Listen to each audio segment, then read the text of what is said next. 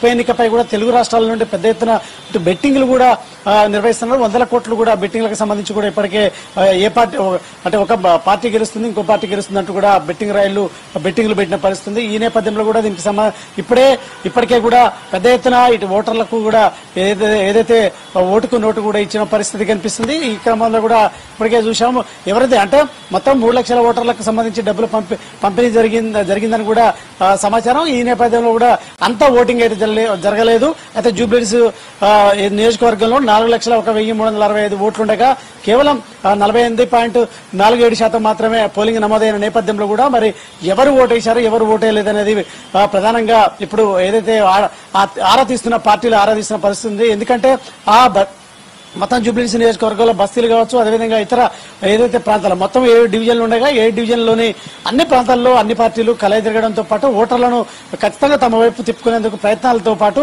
ఖచ్చితంగా అందరికీ ఏదైతే ఇటు డబ్బులు ఇచ్చిన పరిస్థితి ఉందని కూడా ఇప్పటికి తెలుస్తుంది. ఈ క్రమంలో కూడా అంతమంది ఓటు వేయలేదు.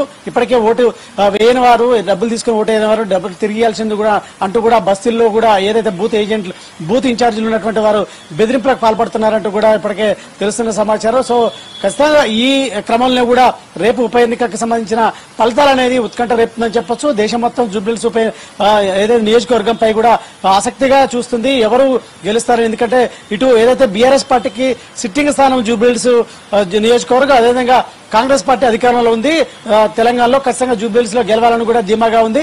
పోటాపోటీన కాంగ్రెస్ పార్టీ కూడా 7 డివిజన్ లో కూడా మంత్రుల్ని అదేవిధంగా ఎమ్మెల్యేలను ఇటు కార్పొరేషన్ చైర్మన్లు ఇతర కమిటీలు వేసి కూడా మొత్తం ప్రచారం నిర్వహించారు. డోర్ టు డోర్ క్యాంపెయిన్ చేశారు. అదేవిధంగా ఎప్పటికప్పుడు పార్టీకి సంబంధించి పిసిసి అధ్యక్షుడు ఇన్ఛార్జి మీనాక్షి నటరాజన్లు ఎప్పటికప్పుడు జూమ్ సమావేశాలు ఏర్పాటు చేయడం, సీఎం రేవంత్ రెడ్డి కూడా కార్నర్ మీటింగ్లు అదేవిధంగా ఇటు ఏదైతే మొత్తం రోడ్ షోలు నిర్వహించి కూడా మొత్తం జూబ్లీహిల్స్ లో ప్రచారం ఓరెత్తించే విధంగా కూడా చేసిన పరిస్థితి. ఈ నేపథ్యంలో కూడా ఖచ్చితంగా కాంగ్రెస్ గెలుస్తామని కూడా ధీమాగా ఉంది. కాంగ్రెస్ అభ్యర్థి నవీన్ యాదవ్ కూడా మేము గెలవబోతున్నామంటూ కూడా ధీమాలు ఉన్న నేపథ్యంలో కూడా ప్రధానంగా సైలెంట్ ఓటింగ్ ఎవరికి పడింది అనేది మాత్రం ఇప్పుడు ఆసక్తి రేకెత్తిస్తుందని చెప్పొచ్చు. ఎందుకంటే బస్తీలలో ఉన్నటువంటి సైలెంట్ ఓటింగ్ మీదనే గెలుపోవటంలో డిపెండ్ అయి ఉంటాయి కాబట్టి ఆ ఓటింగ్ ఏ పార్టీకి పడింది అనేది ఇప్పుడు ఏదైతే ఉత్కంఠ రేపుతున్న పరిస్థితి ఉంది ప్రధాన పార్టీలకు సంబంధించి. ఎందుకంటే అవి ఇటు అన్ని డివిజన్లకు సంబంధించి కూడా సైలెంట్ ఓటింగ్ ఎటువైపు పడితే ఆ పార్టీ గెలవడానికి అవకాశాలు ఉన్నాయి. ఎందుకంటే గతంతో పోల్చుకుంటే ఖచ్చితంగా ఇంకా మెజారిటీ అంటే ఓటింగ్ శాతం పెరుగుద్దని కూడా భావించినప్పుడు కూడా కేవలం 1% మాత్రమే ఓటింగ్ పెరిగిన నేపథ్యంలో కూడా అందరి పార్టీలకు ఇటు ప్రధానంగా కాంగ్రెస్ అదే బీఆర్ఎస్ పార్టీలకు గుబులు పుట్టుకుందని చెప్పొచ్చు. సో ఎవరు గెలిచినా సరే కొద్ది తేడాతోటే కొత్త మెజారిటీతోటే గెలిచే అవకాశాలు ఉన్నాయి కాబట్టి ఎవరు గెలవబోతున్నారు జూబ్లీహిల్స్ లో అనేది మాత్రం ఉత్కంఠ తెరరేపుతుందని చెప్పొచ్చు. Thank you Srinivas. జూబ్లీహిల్స్ ఉప ఎన్నిక ఫలితం మరో కొన్ని గంటల్లో తేలనుంది. ఇక ఇదే అంశానికి సంబంధించి మరింత సమాచారాన్ని మా ప్రతినిధి రామ్ నరేష్ అందిస్తారు. రామ్ నరేష్. వల్లి జూబ్లీహిల్స్ ఎన్నికల ఫలితాలు మరికొద్ది గంటల్లో అయితే వెలువడుతున్నాయి. ఈ ఫలితాలపై మాత్రం ఉత్కంఠత కొనసాగుతుంది. నువ్వా నీనా అన్నట్టుగా సాగిన ప్రచారం ఆ తర్వాత పోలింగ్ లో కూడా ఓటర్లంతా కూడా సైలెంట్ ఓటింగ్ అయితే చేశారు. ఆ ఓటింగ్ ఎటుపడ్డది అనేది చాలా కీలకంగా ఉంది. అయితే బీఆర్ఎస్ పార్టీకి సంబంధించి ప్రచారంలో చాలా కీలకంగా ప్రచారం చేసింది. అదేవిధంగా పోల్ మేనేజ్మెంట్ లో కొంత ఇబ్బందిగా ఉన్నప్పటికీ కూడా పార్టీకి సంబంధించి చాలా కీలకంగా వ్యవహరించిన పరిస్థితి అయితే ఉంది. అయితే సైలెంట్ ఓటింగ్ తమకు అనుకూలంగా ఉంది. అదేవిధంగా ఇటు ఎన్నికలకు సంబంధించేసి ప్రజలంతా కూడా ప్రజా వ్యతిరేక ఓటు అంటే ప్రభుత్వానికి సంబంధించిన వ్యతిరేక ఓటు అంతా తమకు అనుకూలంగా మారుతుందంటూ కూడా వాళ్ళు చెప్తున్న పరిస్థితి అయితే ఉందని చెప్పుకోవచ్చు. మరోవైపు ఏదైతే హైడ్రా కూల్చివేతలు కానీ ఇలాంటి అంశాలన్నీ కూడా తమకు అనుకూలంగా మారుతాయి. అదేవిధంగా మహిళలు ప్రధానంగా చూసుకుంటే జూబ్లీహిల్స్ ఎన్నికలకు సంబంధించి బస్తీల్లో ఉన్న మహిళలంతా కూడా తమ వైపే మొగ్గు చూపే అవకాశం ఉంది. ఎందుకంటే ప్రభుత్వం ఇచ్చిన హామీ అమలు చేయలేదు. ఏదైతే పెన్షన్ కానీ అదేవిధంగా వృద్ధులకు ఇస్తున్న 4,000 పెన్షన్ కానీ మహిళలకు ఇస్తున్న 2,000 కూడా ఇవ్వలేదు కాబట్టి వాళ్ళంతా మా వైపు మొగ్గు చూపుతారు. ఆ సైలెంట్ ఓటింగ్ అనేది మాకు కలిసి వస్తుంది. కొద్ది తేడాతో అంటే పోటాపోటీ నెక్ టు నెక్ ఫైట్ లో కూడా కొద్ది తేడాతో మేము బయటపడతామంటూ కూడా బీఆర్ఎస్ నేతలు చెప్తున్న పరిస్థితి. మరోవైపు కొద్దిసేపటి క్రితం ఏదైతే కౌంటింగ్ ఏజెంట్లు ఎవరైతే ఉన్నారో వాళ్ళతో BRS working president KT. Thank you Ram Naresh.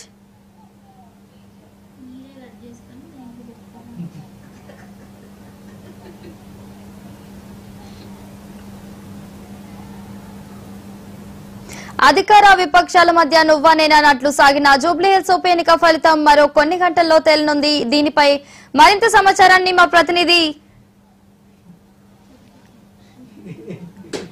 Srinivas అందిస్తారు. శ్రీనివాస్ చెప్పండి.